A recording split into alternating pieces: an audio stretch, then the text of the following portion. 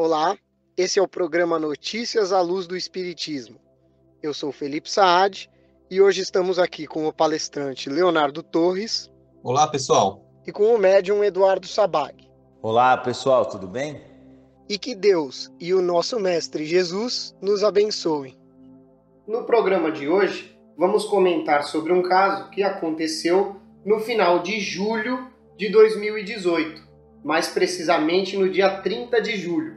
Uma equipe do SAMU, que é o Serviço de Atendimento Móvel de Urgência, aquelas ambulâncias que quando alguém passa mal chama, o resgate público que temos no Brasil. Uma equipe do SAMU estava em Taubaté, no interior de São Paulo, e viu um cachorro no meio da rua. E aí, com medo de que esse cachorro sofresse um atropelamento ou provocasse um acidente, eles pegaram o cachorro, puseram na frente da viatura do SAMU e levaram ele até o dono. Sem desviar da rota, eles ligaram para o dono, porque tinha um contato na coleira do cachorro, avisaram o dono e o dono buscou o cachorro. Então, o SAMU, o carro do SAMU, a ambulância, nem saiu do caminho. Então não teve prejuízo, não desperdiçou combustível, nada disso. E o dono foi lá e buscou o cachorro. Muito bem, eles fizeram uma coisa boa. E o que aconteceu? O pessoal lá, os gerentes deles, demitiram eles por justa causa, por desrespeitar uma norma do Ministério da Saúde do Brasil, porque levaram um animal na ambulância. E vou enfatizar aqui o que eu já falei.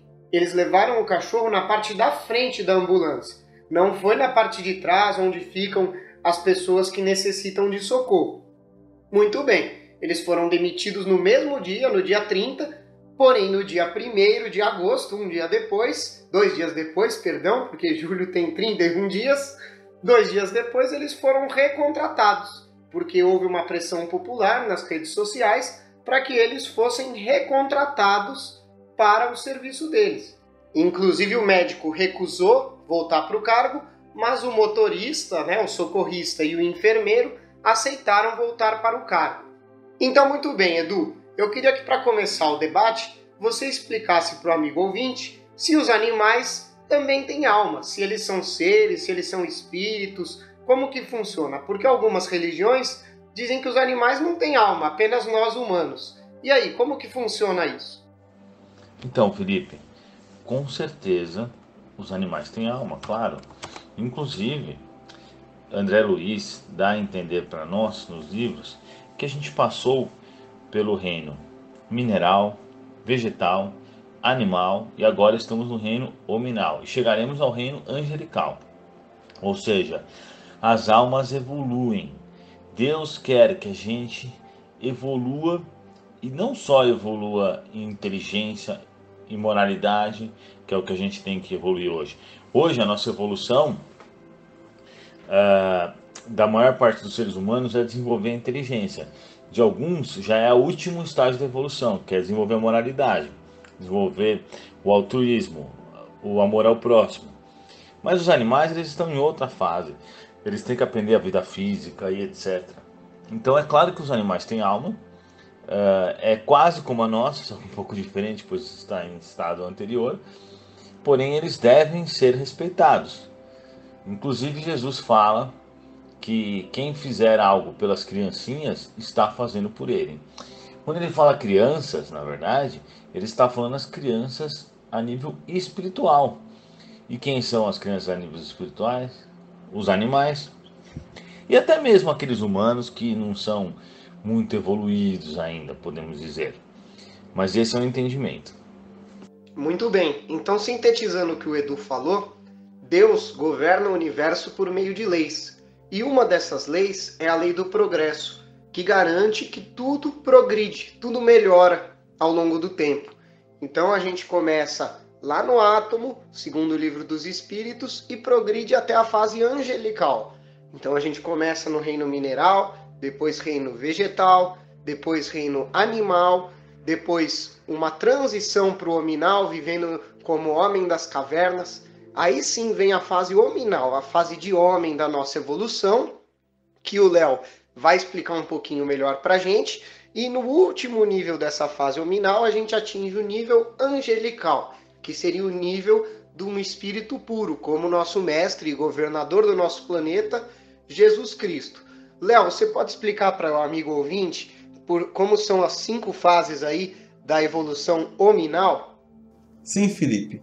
Como vocês têm explicado, todos nós somos criados por Deus de forma simples e ignorante para que a gente possa, através de sucessivas encarnações, alcançar o nível de espíritos puros, espíritos perfeitos. E aí a gente passa por todas essas fases que vocês falaram. E principalmente o nosso trabalho ocorre nessa fase hominal, onde a gente começa a nossa caminhada evolutiva nesse reino como os nossos antepassados, os homens das cavernas, que eram homens embrutecidos, bem mais próximos dos animais do que da gente mesmo que estamos nesse nível evolutivo. Então esses espíritos que estão no começo da caminhada evolutiva, nesse reino nominal, eles habitam os planetas primitivos, e lá eles têm diversas encarnações até que eles consigam alcançar um nível evolutivo para habitar um próximo nível de planeta, que são os planetas de provas e expiações. Vale observar que esse nível evolutivo é o nível do nosso planeta atualmente. Nós vivemos em um mundo de provas e expiações. Na verdade, estamos no limiar, na transição planetária para o próximo nível evolutivo. Mas nós pertencemos ainda a um planeta de provas e expiações.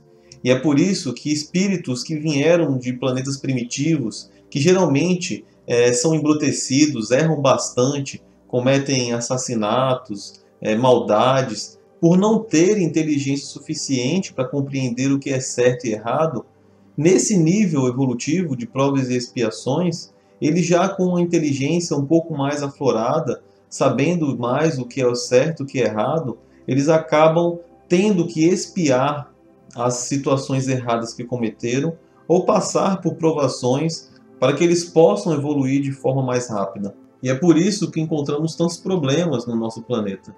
Então, esses espíritos continuam evoluindo, o planeta também, e aí passa para o próximo planeta, que são os planetas de regeneração. Esses planetas ainda têm o mal, mas ele não é tão presente como no mundo de provas e expiações. E nesses planetas, os espíritos eles podem dar uma respirada, assim vamos dizer, para poder continuar seguindo na caminhada evolutiva, porque não vai ter tantos problemas como nós temos aqui nesse nível evolutivo. Depois, evoluindo mais, passam para um outro planeta que são os planetas felizes. Nesses planetas, o mal já praticamente foi extinto e lá os espíritos vivem felizes, em harmonia um com os outros e buscando sempre a sua evolução para conseguirem atingir o nível de espíritos puros. E esses espíritos puros, quando atingem esse nível, eles habitam um outro tipo de planeta, que são os planetas celestiais, que é habitado só por espíritos que chegaram no último grau de evolução. Os espíritos puros, os espíritos perfeitos. Isso aí. E em cima do que o Léo falou, eu queria acrescentar uma coisa importante que a gente encontra em vários livros da literatura espírita, Kardec, Chico Xavier, vários livros. Em vários pontos, eles falam por que a gente está, então, num planeta com níveis evolutivos misturados. Bem ou mal, a gente está aqui num planeta de prova e expiação, a maioria está em prova e expiação, fazendo parte do que André Luiz chama de a grande classe média dos espíritos. Porém, mesmo aqui, existem espíritos muito bons, que vêm com uma missão, e também alguns muito atrasados que estão muito no comecinho da evolução. Isso já na fase humana eu me refiro, claro. E aí por que isso acontece? Isso acontece para que a gente treine a fraternidade, a solidariedade, para que um auxilie o outro.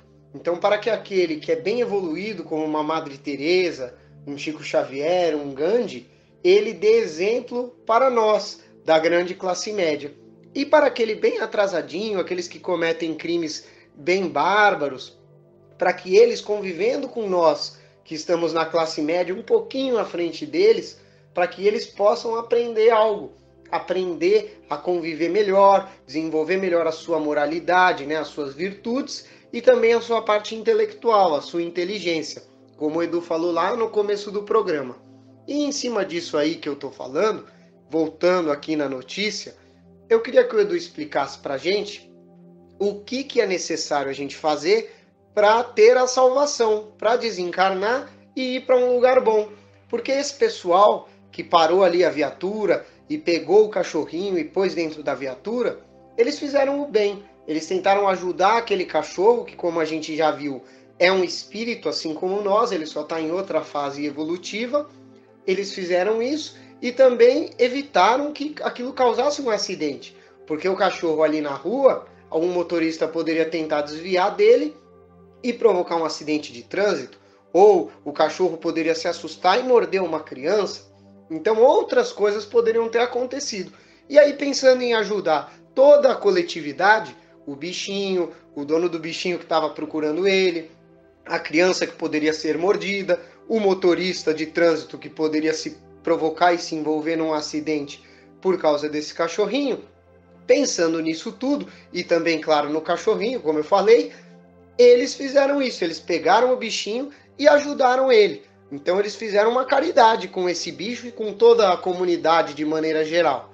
E eu queria que o Edu falasse pra gente se isso é bom, como que a gente faz para ir para o plano espiritual superior ao desencarnar. Você pode explicar isso pra gente, Edu? Bom, Felipe, como ir para bons lugares? Primeira coisa, não fazer o mal, pois toda vez que a gente faz o mal, a gente está indo contra o bem. E também, assim, se dizem que não basta fazer o mal e nem o bem para estar no mal, vamos dizer assim, só o fato de não fazermos o bem já é o suficiente para a gente já estar errado. Imagina fazer o mal, então.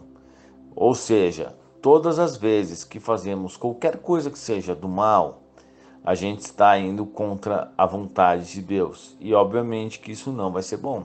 Então temos que ser boas pessoas 100% de forma geral. Claro que eu sei que é difícil, mas é assim que nós temos que agir.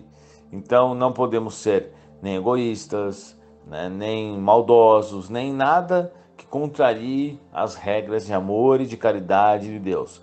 Outro ponto que é interessante a gente perceber, que nós vivemos hoje numa sociedade onde existe muito vício, muitas coisas ruins que são imorais, podem não ser proibidas pela sociedade, mas são imorais e são proibidas, entre aspas, né, à frente de Deus.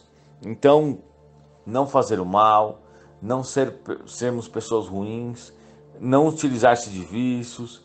Então, a pessoa que quer alcançar o reino dos céus, ou seja, quer ir para os bons lugares espirituais, tem que ajudar o próximo.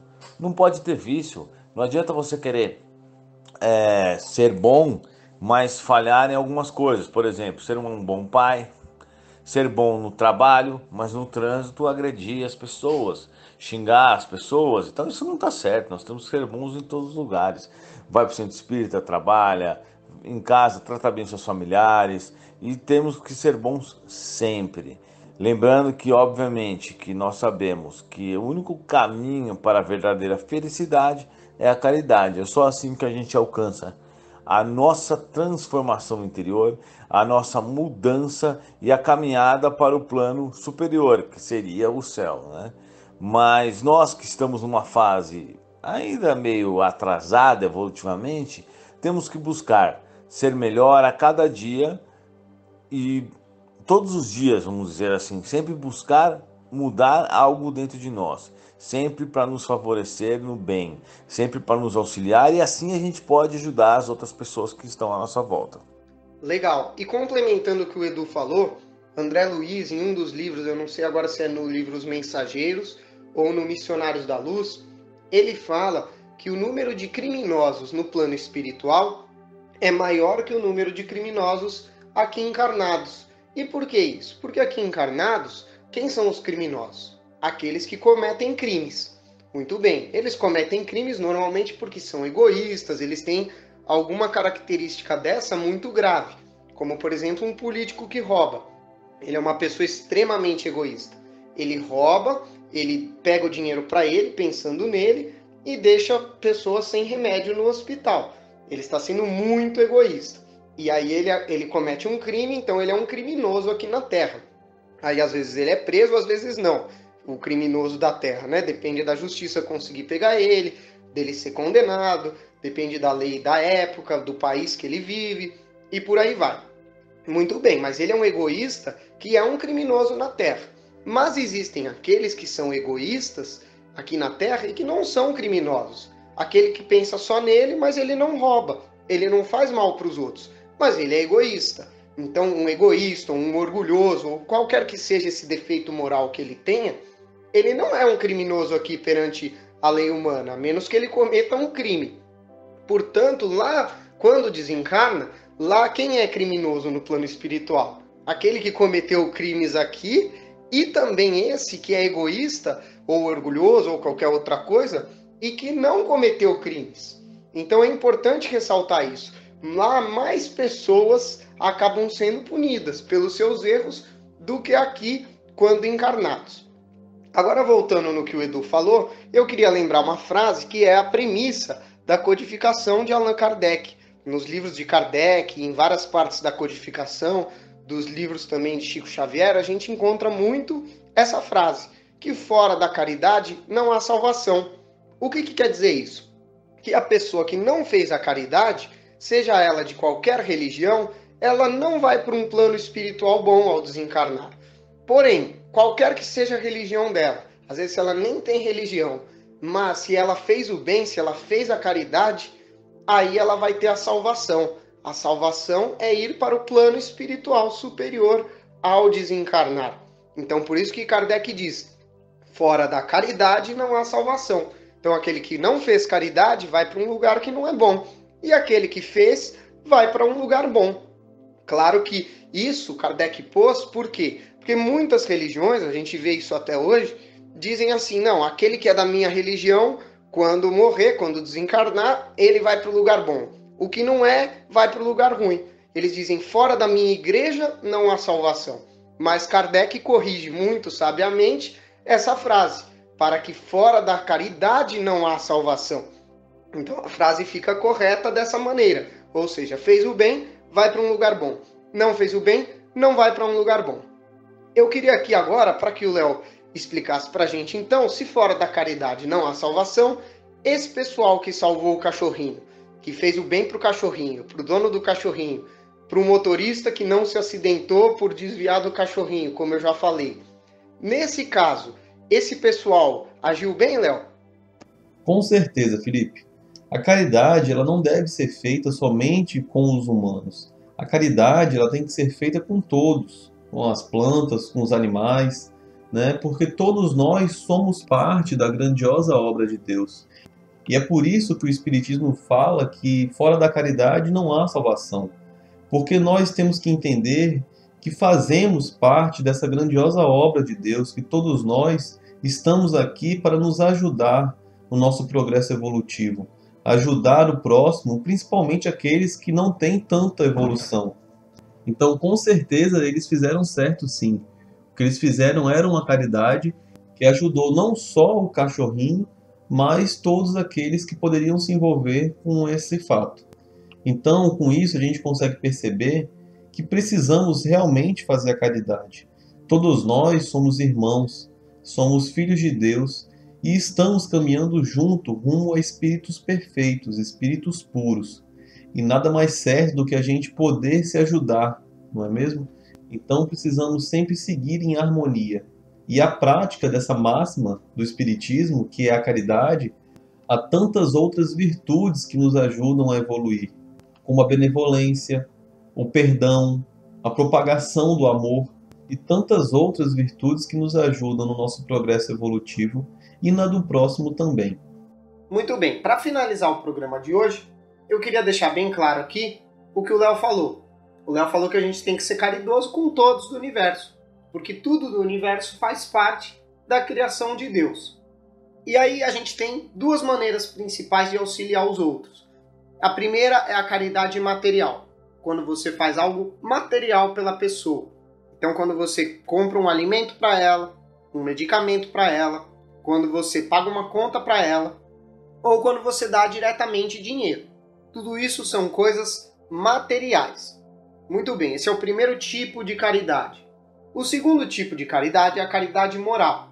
É você dar um bom conselho, escutar um desabafo, levar alguém num centro espírita, recomendar uma boa leitura, fazer uma oração por alguém, desejar o bem para essa pessoa. Isso são as caridades morais. Tem muito mais tipo de caridade moral.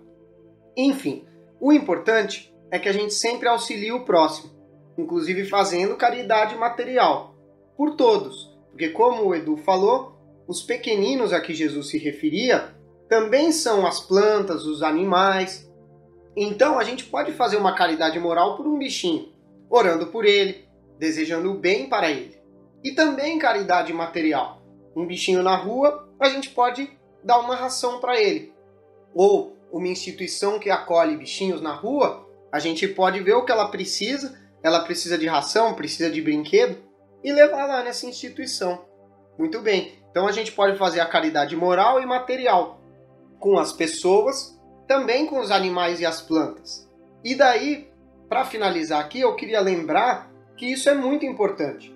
A pessoa que recebe a caridade fica bem, porque vai ter a caridade recebendo, vai estar recebendo essa caridade, e quem fez também, porque quem faz se sente bem, melhora sua vibração, adquire méritos para ao desencarnar ir para um lugar melhor, e assim por diante. E para dizer também, para concluir o nosso programa aqui, que o pessoal que protestou na internet contra a demissão do pessoal do SAMU, eles que foram responsáveis pela recontratação dos mesmos, eles fizeram uma grande caridade moral. Por quê? Porque eles viram algo injusto acontecendo, foram lá, protestaram contra essa injustiça e com isso aquelas pessoas foram recontratadas. Portanto, eles fizeram também uma grande caridade moral. Assim como aqueles que resgataram o cãozinho fizeram uma caridade moral, se arriscaram e até uma caridade material também, porque tiveram que pegar ele, pôr no carro, tudo isso é um pouco material. Assim como eles fizeram uma caridade com o bichinho, as pessoas que protestaram contra as demissões deles e fizeram com que eles fossem recontratados, também fizeram uma grande caridade moral.